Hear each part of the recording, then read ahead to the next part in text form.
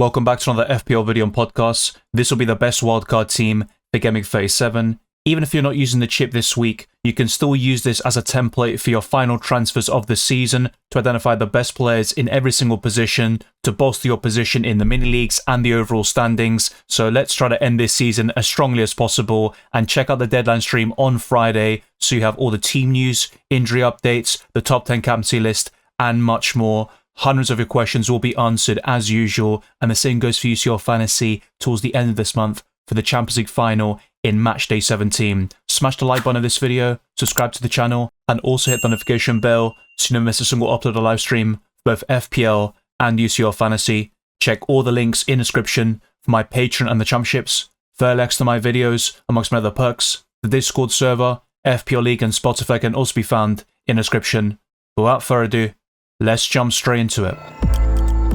My squad value is 104.1 million, so I've got 0.1 million in the bank and my 50-man squad costs 104 million. But on websites like FPL Team, you can actually see stuff like your spending power, which is slightly different to squad value, and apparently it's 102.2 million in my case. So it will vary for everybody watching, and some of you might not be able to afford this exact 50-man squad, but I'll discuss alternatives as we go along so you can afford the main crux of these players and at least covering their teams either defensively or offensively, so you've got a great chance of getting green arrows in both Gameweek 37 and 38. We do have a mini fixture swing, so to speak, so a lot of teams like Arsenal have a difficult fixture this week, but then finish this season in style, you could argue, at least based on the fixture difficulty on paper, facing Southampton away. So having two goalkeepers that cost more than 5 million is something I don't usually advocate for, but I think you can definitely go for something like that on the wildcard in Gameweek 37.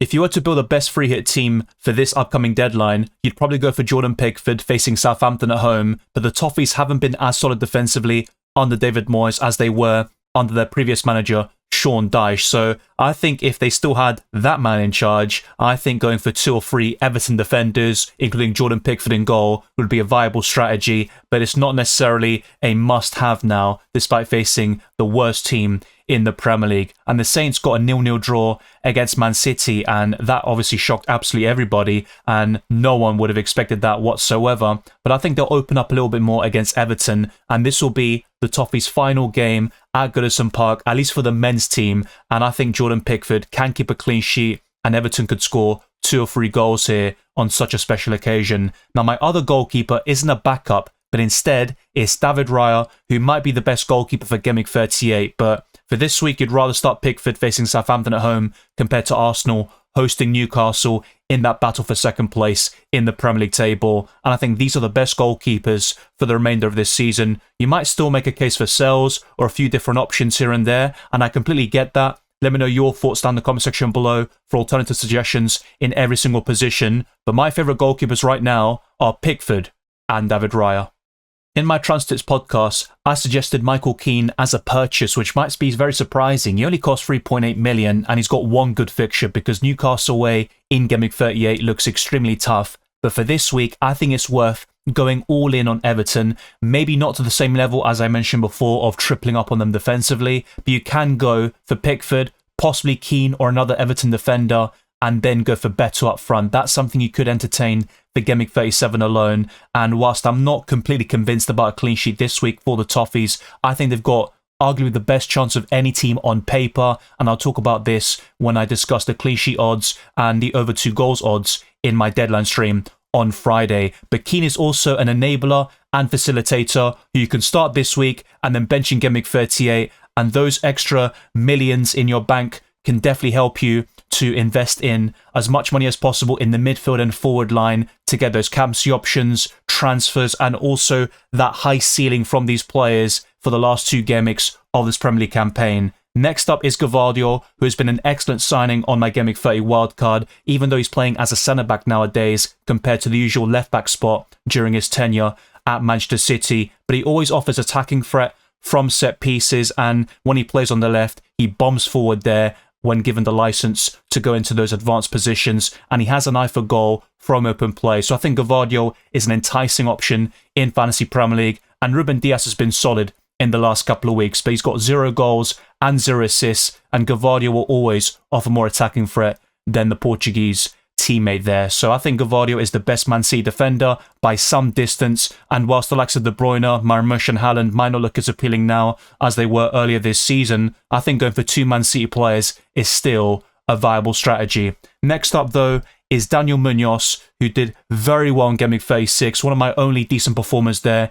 getting 11 points in a 2-0 win against Spurs. And against Wolves at home, I think he's worth keeping on the wildcard and possibly starting, but for Game Week 38, do not go for him against Liverpool away. I know Munoz can score or assist against anybody, but at Anfield, I think Crystal Palace could concede multiple goals. They did win 1-0 last season, but there were different circumstances, and whilst Liverpool won't have that motivation, and you could definitely argue they have dropped off since winning the title, I think Crystal Palace will still have all their eggs on the Game Week 37 FA Cup final basket, so they could rotate a little bit across both matches against Wolves and Liverpool. But Daniel Munoz has started 59 out of 60 possible games since joining Crystal Palace last January in 2024. So he has been an excellent signing there for the Eagles, and I think he offers a lot of qualities in that Crystal Palace defence, and in FPL terms, he's one of the best defenders in this game. But let's complete this defensive line with 2 other options here, and I'd still suggest an Arsenal option, and you can double up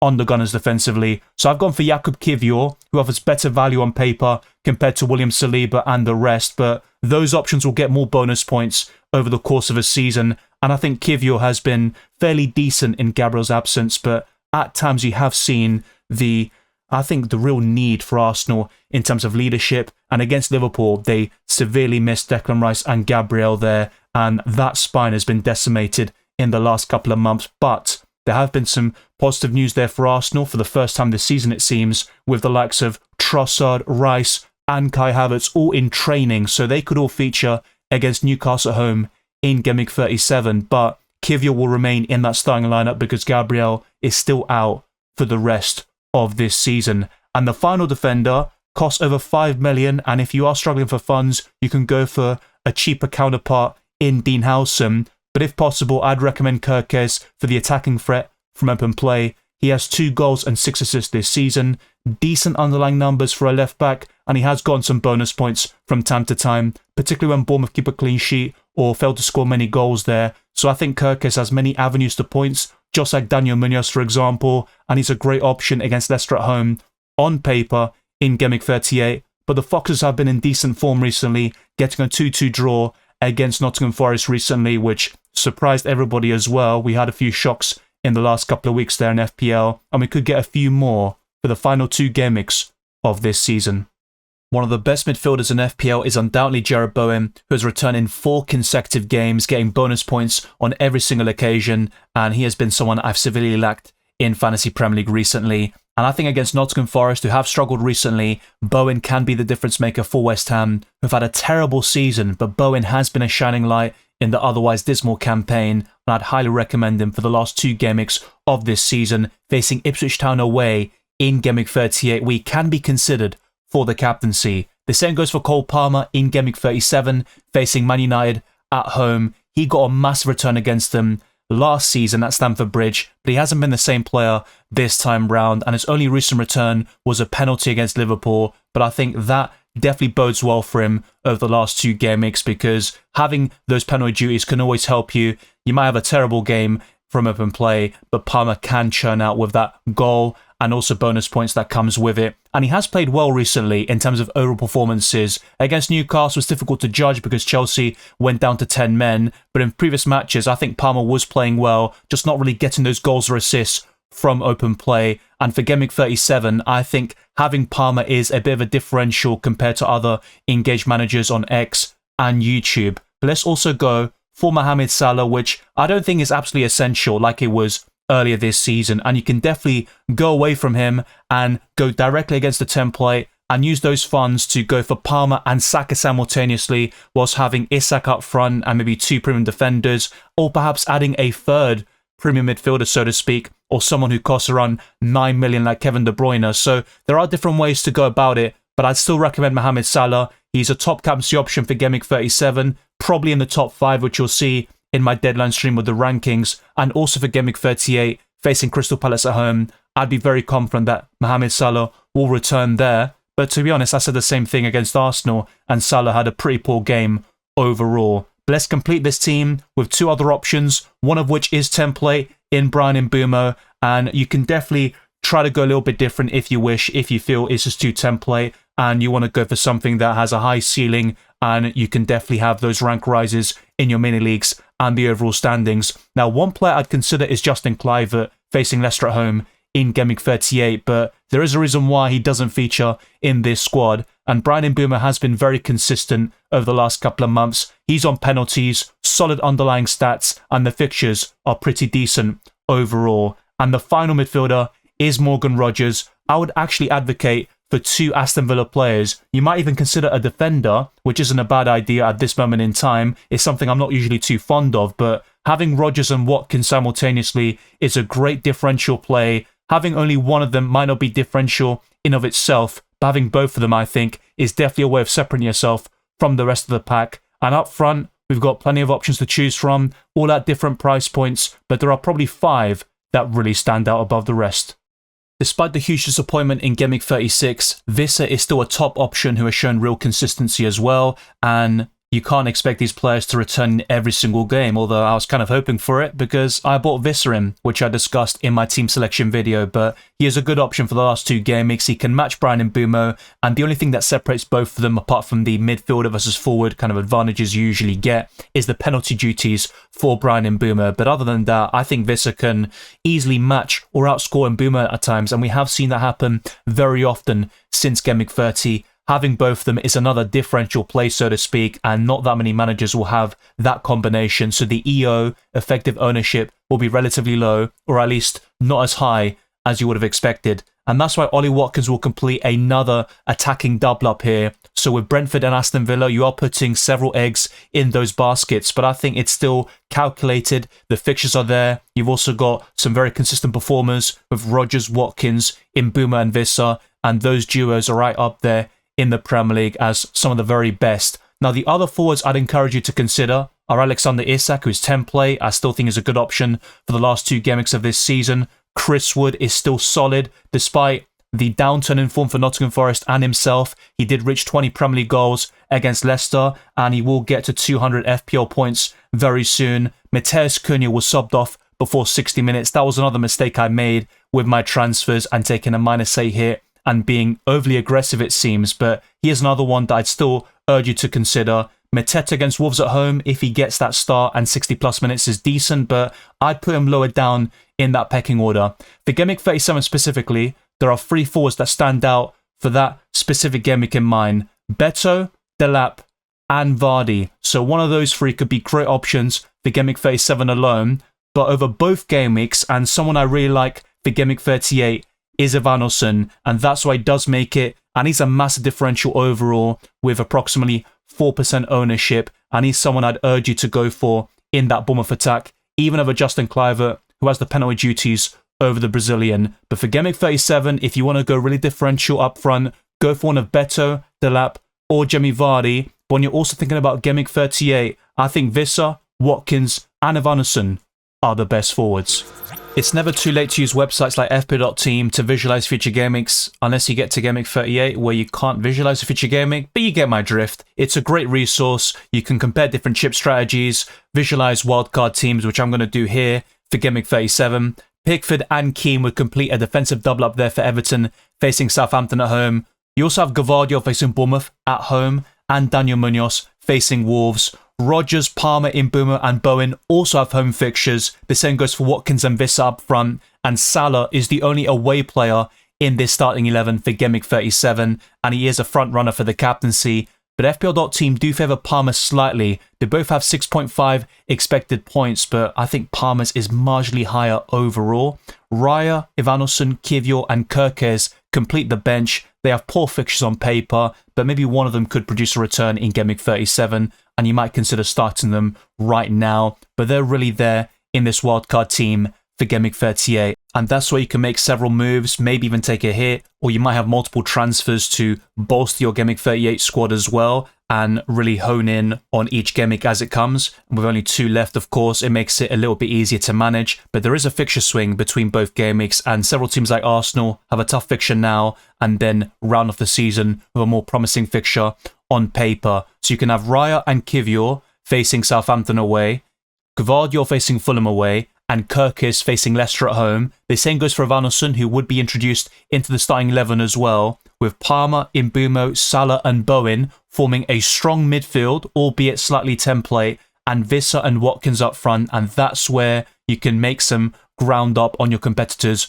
with those double ups in Brentford and Aston Villa as well. And I think Jarrod Bowen, his ownership is still not too high at the moment, and he has been a massive absence and black hole in a lot of our FPL teams. He has been so consistent recently, and I wouldn't mind captaining him against Ipswich Town right now, but that's something we'll discuss next week. And right now the full focus is on Gameweek 37 with that captaincy list, which certainly hasn't been formalized just yet. That's going to be completely open. There is no outstanding pick right now as it stands, and you would have Pickford, Rodgers, Keane and Munoz on the bench for Gameweek 38, and the expected points is quite high across both game weeks. It's 55.5 for Gameweek 38, and for 37 it's 58, so it's even higher there, but you can make a few modifications depending on the amount of transfers you have available going into Gameweek 38 as well. And even taking a -4 hit can pay off in the final Gameweek of the season. It tends to be really high scoring with so many goals, and a lot of games have nothing to play for really, so